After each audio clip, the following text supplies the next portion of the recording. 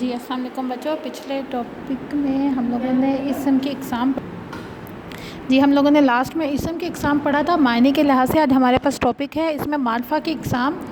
اس میں معرفہ جس طرح کہ ہم سب جانتے ہیں کہ اس میں معرفہ کسی بھی خاص چیز، شخص یا جگہ کے نام کو کہا جاتا ہے۔ اس میں معرفہ کی 4 اقسام ہیں، اس میں علم، اس میں ضمیر، اس میں اشارہ، اس میں موصول۔ ٹھیک ہے، اس میں علم آج یہاں پہ ہم اس میں معرفہ کی جس قسم کے بارے میں پڑھیں گے وہ ہے اس میں علم۔ اس میں علم کے لفظی معنی نشان اور علامت کے ہیں۔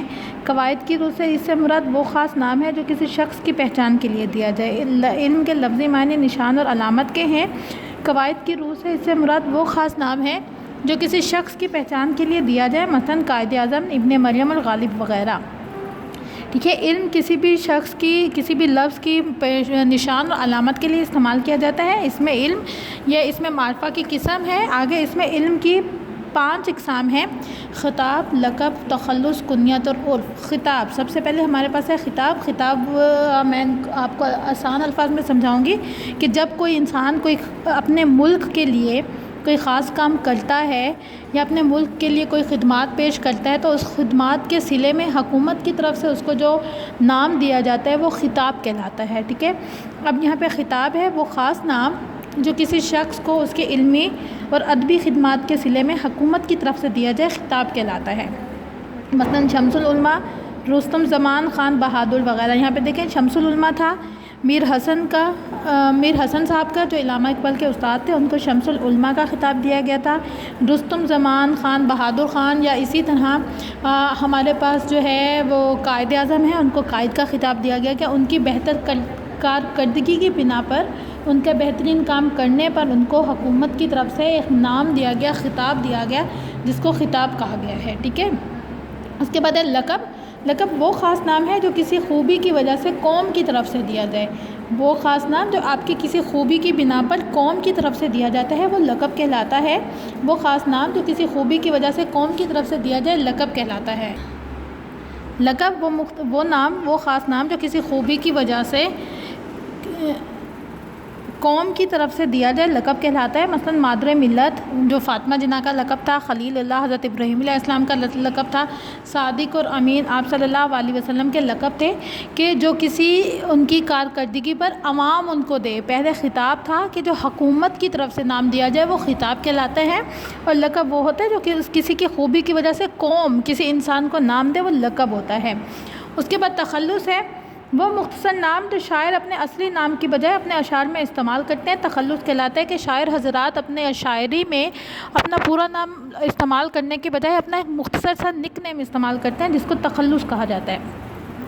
وہ مختصر نام جو شاعر اپنے اصلی نام کی بجائے اپنے اشعار میں استعمال کرتے ہیں تخلص کہلاتے ہیں۔ مثلا آزاد، حالی، فیض وغیرہ یہ شاعر حضرات اپنے اپنی شاعری میں اپنے پورے نام کی بجائے ایک مختصر سا نام استعمال کرتے ہیں جس کو تخلص کہتے ہیں۔ اس کے بعد ہے کنیت، وہ نام جو ماں باپ، بیٹے یا کسی اور رشتے کی نسبت کی وجہ سے پکارا جائے، مطلب کہ یہ آپ کو آپ کے اصلی نام کی وجہ سے نہ پکارا جائے بلکہ آپ کے ماں یا باپ کی کسی تعلق کی وجہ سے آپ کو جو نام دیا جائے وہ ہمارا کنیت کہلاتا ہے۔ یہ زیادہ تر عرب کے علاقوں میں ہوتا ہے کنیت۔ ٹھیک ہے، یہاں پہ دیکھیں آپ کے پاس مثال ہے ابو الحسن، ابن سعد، ابو طالب وغیرہ۔ جی، اس کے کنیت کے بعد ہمارے پاس عرف ہے، وہ نام جو پیار، محبت یا نفرت کی وجہ سے مشہور و عرف کہلاتا ہے۔ مثلا شیرو، گاما، ماچھا وغیرہ، کہ ہم جو نام کسی بڑے یا بچے کو اپنے پیار یا محبت کی وجہ سے جو نام رکھ لیتے ہیں، جو نک نیم ہوتے ہیں ہمارے، ان کو عرف کہا جاتا ہے۔ کسی کا غلط کوئی نام لینا، کوئی نام رکھنا وغیرہ وہ پیار سے بھی ہو سکتا ہے، محبت سے بھی ہو سکتا ہے، نفرت سے بھی ہو جاتا ہے۔ کسی کا کوئی نک نیم لینا عرف کہلاتا ہے۔ ٹھیک ہے، یہ آپ کے قواعد انشاء کا صفحہ نمبر 17 تھا۔ اب صفحہ نمبر 18 پر دیکھیں آپ کی سرگرمی نمبر 1 دی گئی ہے کہ دیے گئے جملوں میں سے خطاب اور لقب کی نشاندہی کیجیے۔ آپ نے ان جملوں میں سے خطاب اور لقب کو الگ الگ کرنا ہے۔ پہلا جملہ ہے ہمارے پاس حضرت بابا فرید گنج شکر صوفی بزرگ ہیں۔ یہاں پہ دیکھیں گنج شکر ان کا خطاب ہے، گنج شکر ان کی بہتر کارکردگی پر، ان کی خوبی کی بنا پر ان کو عوام کی طرف سے نام دیا گیا تھا گنج شکر، یہ ان کا لقب ہے۔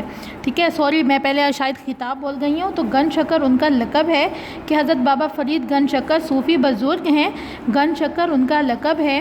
اس کے بعد نمبر 2 پر ہے شمس العلماء میر حسن علامہ اقبال کے استاد تھے۔ شمس العلماء ان کی بہتر کارکردگی پر حکومت کی طرف سے ان کو نام دیا گیا تھا، تو یہ ان کا شمس العلماء کا خطاب ہے۔ شمس العلماء میر حسن علامہ اقبال کے استاد تھے، شمس العلماء خطاب ہے۔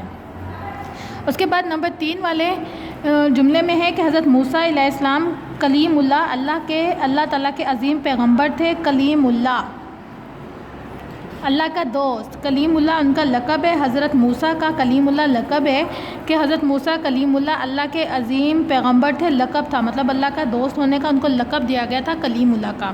قائد ملت لیاقت علی خان پاکستان کے پہلے وزیر اعظم تھے۔ قائد ملت خطاب ہے جو لیاقت علی خان کو بہتر کارکردگی کی بنا پر انہیں قائد ملت کا خطاب دیا گیا تھا۔ بابائے اردو مولوی عبدالحق نے اردو کی بہت خدمت کی۔ یہاں پہ بابائے اردو ان کا خطاب ہے، مولوی عبدالحق نے اردو کی بہت خدمت کی تھی، اس لیے ان کو بابائے اردو کے بابا ہونے کا مطلب بابائے اردو کا کہ اردو کے بہترین استاد ہونے کا ان کو خطاب دیا گیا تھا بابائے اردو کا۔ اس کے بعد سرگرمی نمبر 2 ہے تخلص کا استعمال کرتے ہوئے جملے مکمل کیجیے۔ صوفی غلام مصطفیٰ ڈیش نے ٹوٹ بٹوٹ نظم لکھی۔ تبسم، صوفی غلام مصطفیٰ تبسم نے ٹوٹ بٹوٹ نظم لکھی۔ نمبر 2 پر ہے مولانا الطاف حسین حالی۔ یہاں پہ دیکھیں ہم نے تخلص سے جو خالی جگہوں کو مکمل کرنا تھا۔ مولانا الطاف حسین حالی نے طویل نظم مد و جزر اسلام لکھی۔ اس کے نمبر 3 پر ہے اسد اللہ خان غالب آگرے میں پیدا ہوئے۔ اسد اللہ خان غالب آگرے میں پیدا ہوئے۔ جمیل الدین عالی جیوے پاکستان کے خالق ہیں۔ جمیل الدین عالی یہ ان کے تخلص ہیں۔ صوفی غلام مصطفیٰ کا تخلص تبسم ہے۔ مولانا الطاف حسین حالی کا تخلص حالی ہے۔ اسد اللہ خان غالب کا تخلص غالب ہے۔ جمیل الدین عالی کا تخلص عالی ہے، اور فیض احمد فیض ایک انقلابی شاعر تھے، فیض احمد فیض کا تخلص فیض ہے۔ تو یہ وہ نام ہے جو شاعر حضرات اپنی شاعری میں اپنا یہ پورا نام لکھنے کی بجائے اپنا ایک مختصر سا نام لکھتے ہیں جس کو تخلص کہا جاتا ہے۔ جی اس کے بعد آپ کی قواعد انشاء کے صفحہ نمبر 19 پر سرگرمی نمبر 2 موجود ہے کہ درج ذیل میں سے خطاب، لقب، کنیت، تخلص اور عرف الگ الگ کیجیے۔ یہاں پہ دیکھیں ہمارے پاس لفظ ہیں شاعر مشرق، روبی، آتش، ام کلثوم، سیف اللہ ابن آدم، نشان حیدر، پپو، پیو بلکہ لکھا ہوا ہے، پپو ہے یہاں پہ، یہ 3 نقطے ہوں گے اس کے، پپو، آزاد، ذبیح اللہ، ستارہ جرت، بنت محمد، نوری، جوہر، ذل سبحانی، ملکہ ترنم، صادق ابن انشا، فاطمہ بنت عبداللہ، پھر یہاں پر ڈبل پپو آ گیا، اس کو کٹ کر دیں، اکبر، نواب صاحب، رحمۃ العالمین، ابو بکر مانو۔ جی اب ہمارے پاس سب سے پہلے تھا شاعر مشرق جو ہمارے خطاب میں موجود ہے، لیکن شاعر مشرق علامہ اقبال کو خطاب دیا گیا ہے حکومت کی طرف سے شاعر مشرق کا۔ اس کے بعد روبی ہمارے پاس عرف میں ہے کہ ہم بہت سے روبینہ نام کے لوگوں کو روبی کے نام سے بلاتے ہیں، روبی عرف ہے۔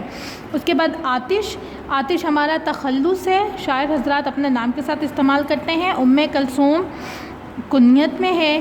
سیف اللہ اللہ کا دوست ہمارے پاس لقب میں ہے۔ ابن آدم ہمارے پاس کنیت میں ہے۔ نشان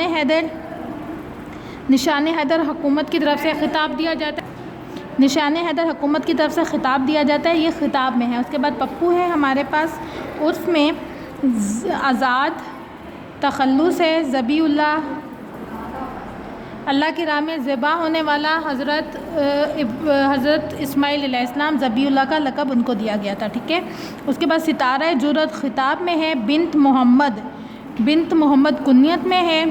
نوری ہمارے پاس نوری ہمارے پاس عرف میں ہے۔ جوہر ہمارے پاس تخلص ہے۔ ذل سبحانی ہمارے پاس لقب ہے۔ ملکہ ترنم جو ہے وہ ہمارے پاس خطاب میں ہے۔ صادق لقب ہے۔ ابن انشا جو ہے وہ عرف میں ہے۔ فاطمہ بنت عبداللہ کنیت میں ہے۔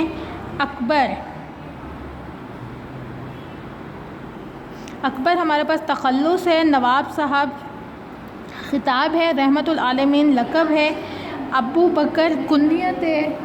اس کے بعد مانو ہمارے پاس عرف میں ہے۔ اب دیکھیں یہاں پہ ہم دیکھ لیتے ہیں لقب ہمارے پاس کیا ہے، صادق،